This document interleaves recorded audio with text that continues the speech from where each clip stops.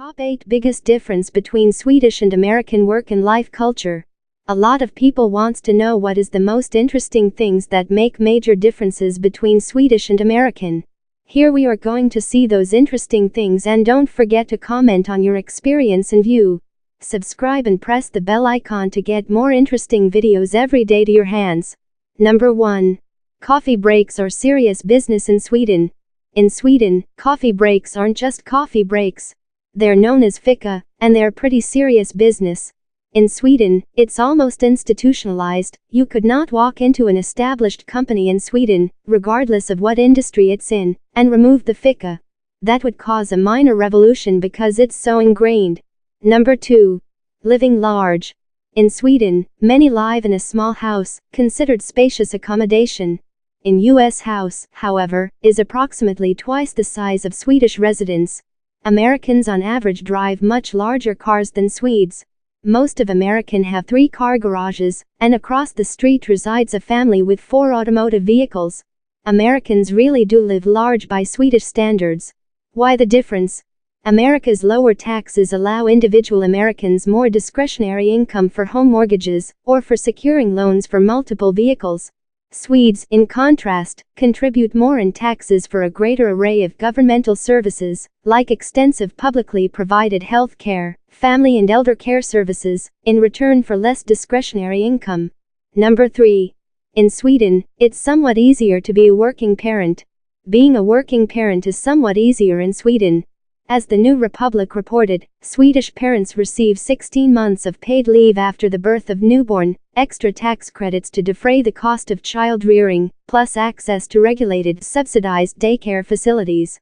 That employees at Tokaboka's U.S. offices in San Francisco and Brooklyn are encouraged to find good work-life balances. Number 4. Night and day. In Sweden, January, when daytime involved about 5 hours of dusk. In June, when nighttime consisted of 3½ hours of dusk. The long days and long nights resulting from Sweden's very northerly latitude are challenging for a visitor from one of America's lower 48 states. When should one go to sleep and when should one wake up? The answer to that question varied greatly with the season in Sweden. The only effective response to such a seasonal variation, it seems to, is very dark curtains and very bright sun lamps. Number 5. Practically everyone takes a summer vacation in Sweden. Americans aren't great at taking their vacation days. It's not just that everyone's a workaholic. There's a real fear of falling behind or getting judged if you take time off. That's not the case in Sweden. That the country's cold climate might influence people's perception of breaks. If you didn't get any time off in the summer to enjoy the very few weeks that it's actually sunny and lovely, then that would not be good. As a result, summer vacation is much more of collective activity. There's less societal pressure to keep working, and you don't have to worry about leaving your coworkers hanging if you take time off to catch some rays. Number 6. Food. Swedes, on average, are much trimmer than Americans. Higher food prices may be part of the reason, but Swedes on average seem to have more physically active lifestyles than do Americans.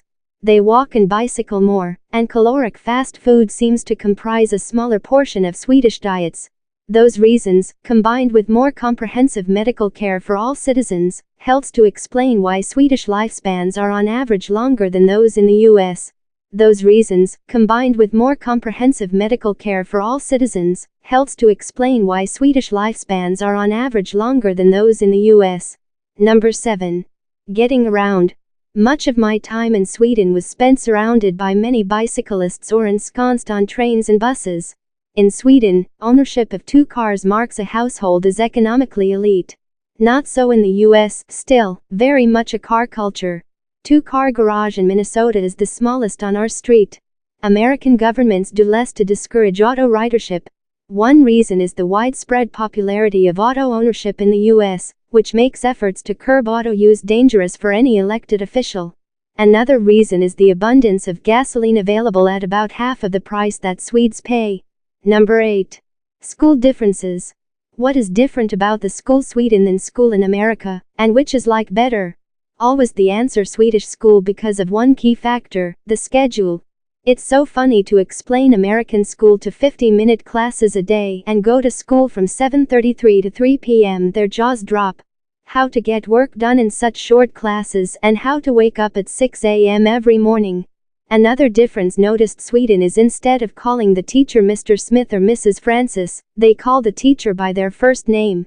Apparently Sweden thinks it's important to have mutual respect between the students and the teachers, so they have 2 Magnus, 2 Georgians, an Anna, and a Caroline. Another thing that is strange to many is that you don't have to raise your hand and ask to leave the classroom. If you have to go to the bathroom or forgot something in your locker, you can walk out of the classroom and get it. You don't need a hall pass or the teacher's permission. Since this is still new to many, to get startled when people just walk out. Don't forget to comment, share, subscribe and press the bell icon to get more interesting videos every day to your hands.